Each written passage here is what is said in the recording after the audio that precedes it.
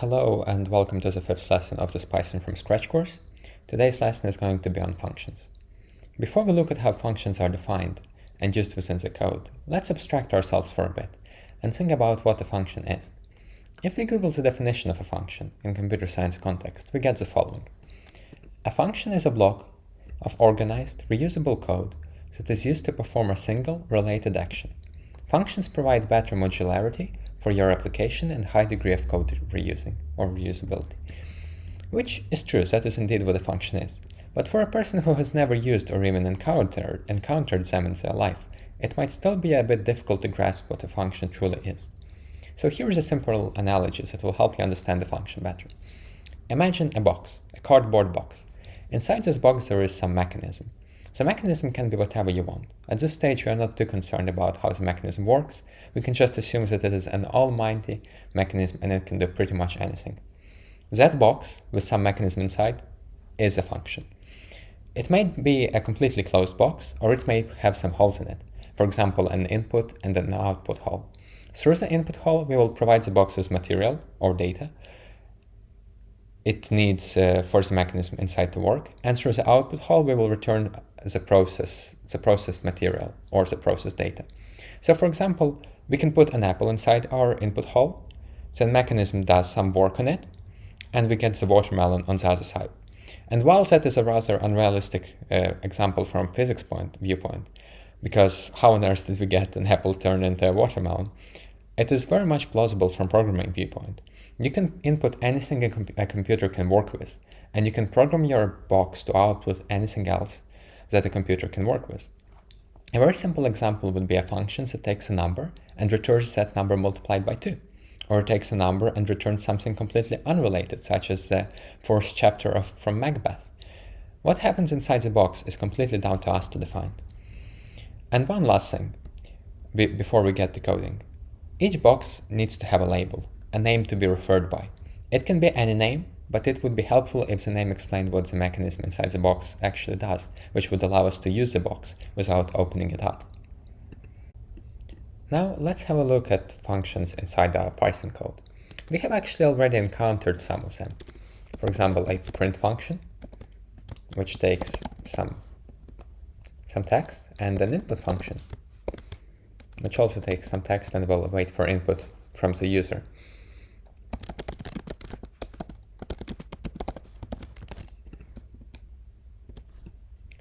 Hello, presenter something. But both of these are function calls, and we will actually look first at how to define functions. So both of these print and input functions are actually defined somewhere inside of Python, and they are readily available for us to use. But we are going to learn how to define our own functions that will do something that's specific to our scenario and something that's useful for us. So the way we do that in Python is using a def keyword. Def tells Python that the function is to follow. Then we write the name of our function, aka the label of the box, and it can be whatever you want. I'm just going to call it my function for now. In a real case scenario, you would want to call it something useful, something meaningful with regards to what the function actually does. Then we have brackets, and inside the brackets we're going to be able to define our inputs. And then we have a double dot, and we write the insides of a function right here. So for example, let's say print I'm inside a function. And let's delete this code. So here we have created our very first function. And if we run our code right now, we will notice that nothing happened. And that's because we just defined the function. In order for us to see it do something, we need to call it. And that's what we have just seen with a print function or an input function. The way we call it is the same way as we did with print and input.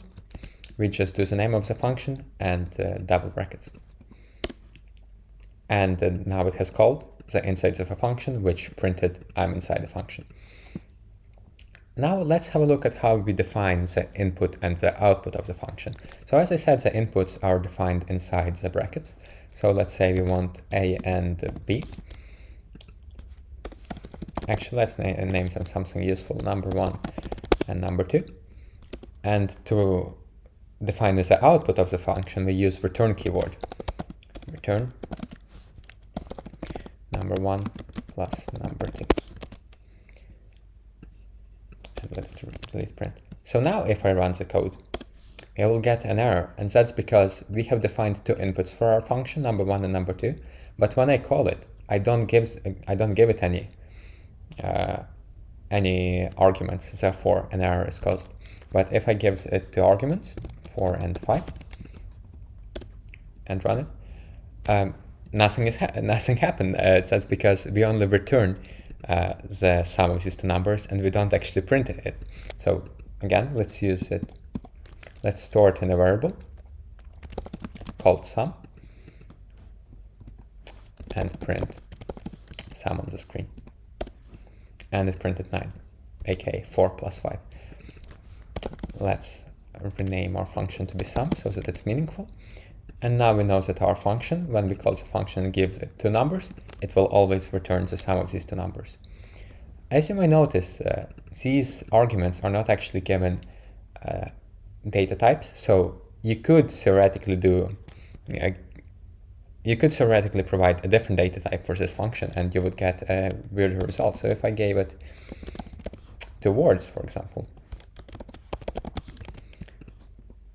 and ran our code, we would still get it to execute, because we can indeed concatenate two numbers, two strings inside Python, and that's what it would return.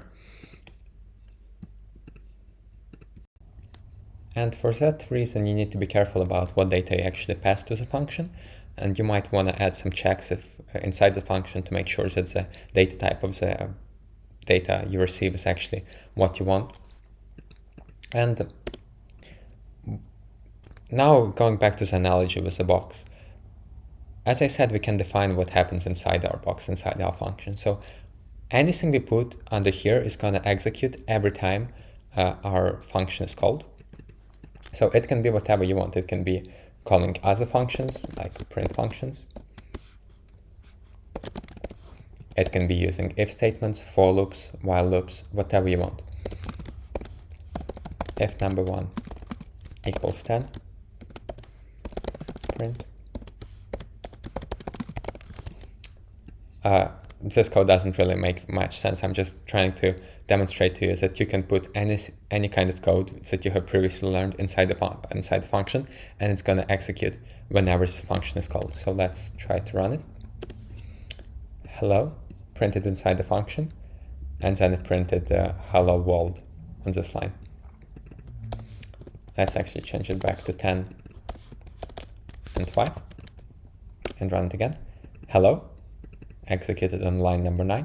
Hey 10, executed on line number 11, because number one argument was indeed equal to 10, because we passed it over here. And we returned the sum of these two numbers, which was printed on line 15, and that is equal to 15. You can put as many arguments as you want inside your function. They can be different types, and you can do whatever you want with them. Now let's try to write functions that's a bit more useful and a bit more similar to something we would want to write in real world. So let's delete all of this. Let's imagine a scenario in which we are giving a set of data with ages of different people, and we want to find out how many of these people are above a certain age, right? So let's create a function for that.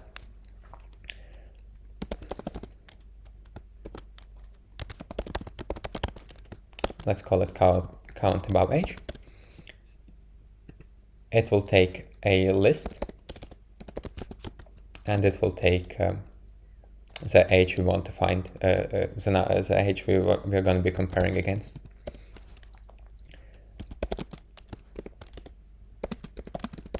We're going to iterate over our list, and we're going to check if I is greater than age, is greater than or equal to age.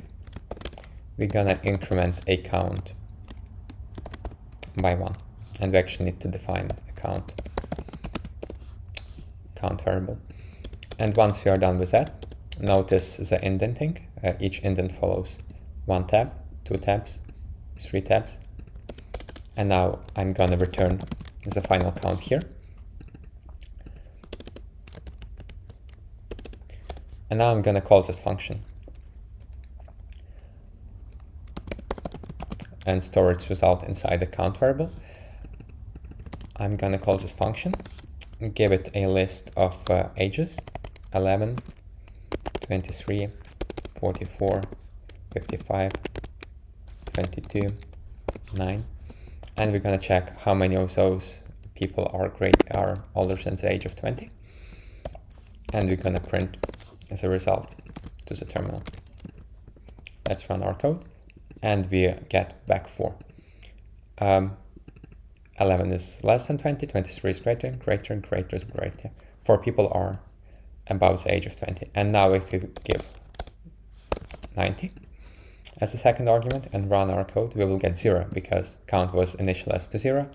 After this for loop has finished, it wasn't incremented a single time because not a single age inside the list we gave our function, not a single age inside the list was greater than 90, and therefore we returned a count of 0. You get the idea. Another thing you might notice is that I actually define the count variable twice inside my program. And usually when you do that, it will either give you an error or it will override the data that was previously stored in that variable. But the reason it doesn't happen in this case is because the first count is actually defined inside our function, and therefore it only exists inside our function and while it is executed. So when I actually create a variable on line 14, the count on line 8 has already ceased to exist, and they were actually referring to 2 different spaces in memory, and therefore they were not conflicting each other. Same way as we define names of arguments for the function here, they are just there for us to reference these names inside the function, and they do not exist anywhere outside of the function. And now that we know how to define and call functions inside our code, let's actually go back to the definition we found on Google at the beginning of this lesson, and that's this one. A function is a block of organized, reusable code that is used to perform a single related action, and that's exactly what it does. So this function, the one we defined, can be called as many times as we need to, and each time it's going to execute the same code, except only we will give it different data. Most likely, we will give it different lists and different ages to compare. And the main use cases for functions is to define the codes that you're going to use multiple times in a nice manner, and that way your code is going to become way more readable. So if the function has a nice name, we don't actually need to have a look at how the function works. We can literally just look at the call of the function, and we can immediately know what it does.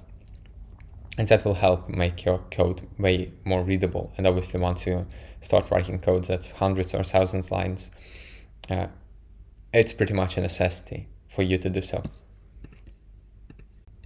And that concludes everything we need to know about functions at this stage. We know how to define them, how to call them in our code. We know that we can put any codes that we already know inside our functions, whether that's for loops, if statements, while loops, different functions, we can make them nested, and so on and so forth. And really they're there just to make our life easier, because we will define functions that we will be reusing in many different places that will make our code so much more readable and so much more usable. But besides that, just go crazy with them. Try different things, see where it goes. See you next time.